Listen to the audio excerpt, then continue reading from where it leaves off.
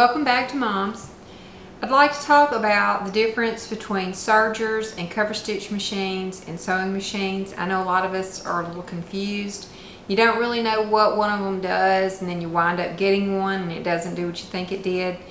So let's just talk about the similarities and the differences. Now, I don't have a cover stitch machine, so on your screen you see a picture of the different machines. The one on the top left is a sewing machine, just a regular sewing machine. The one on the top right is a serger. Now at the bottom, both of those machines are cover stitch machines. They look a little different.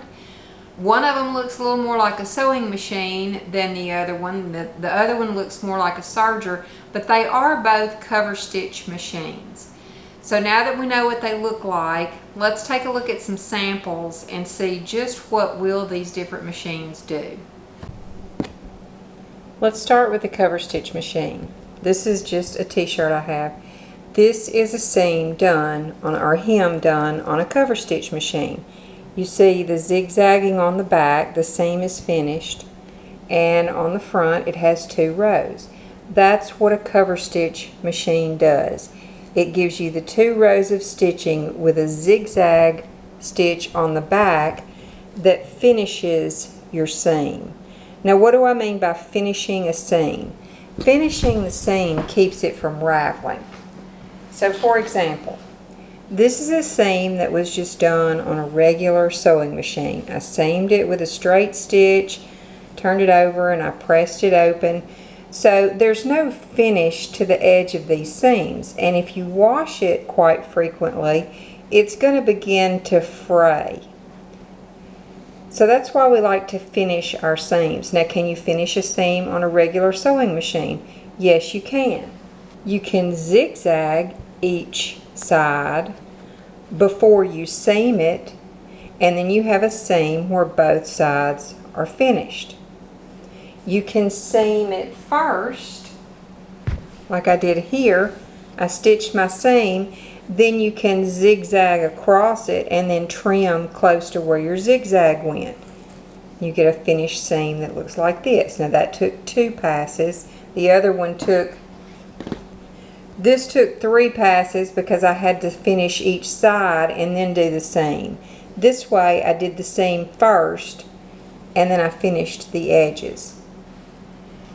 Now, you cannot do it in one pass. If you do just a zigzag seam, even if you trim your edges, it looks finished, but what happens on the other side is you get the ladder stitch showing. It's not a secure seam because you didn't have a straight stitch going across there. So that's why you cannot do a one-pass finished seam on a sewing machine. It takes more than one pass. Now, let's look at what a serger does. With one pass, a serger gives you a seam like this. The edges are finished. The underside doesn't have any laddering. It's a solid seam, and you press it to one side. What the serger did is as it sews, it cuts this edge. Your cover stitch machine does not cut any of the edges. It just sews it. The biggest benefit that you get from doing your seams with a serger is when you have knits. Now, for example, I did both of these knits. This one is done with a serger, and you can see it is stretchy. It gets as much stretch as the fabric needs. It is not going to pop your stitches no matter what you do. It's stretchy. Now look at what happens. I did this knit with a sewing machine. So right about here, I'm already feeling, did you hear it pop?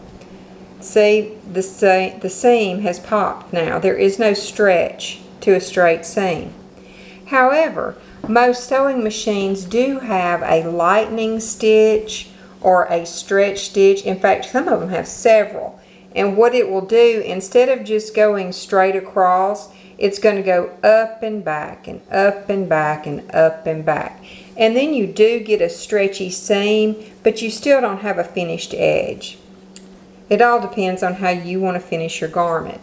Now, the one thing that a serger does do A Coverstitch machine doesn't do it, but a serger does these beautiful ruffles with one pass. And I made a video about how to do this, so I'll put that link in the description.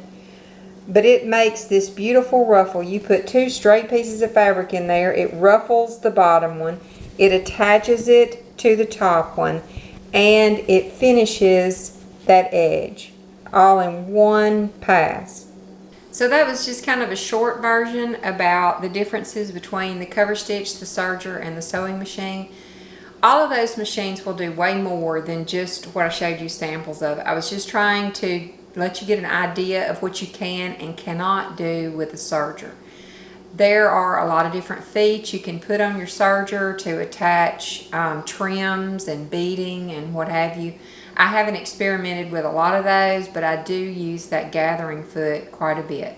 So I hope I covered some of your questions. Anyway, if you have some, let me know in the comments and I'll try to answer them as best I can. Thanks so much for coming back to Mom's, and I'll see you right here next time. Bye.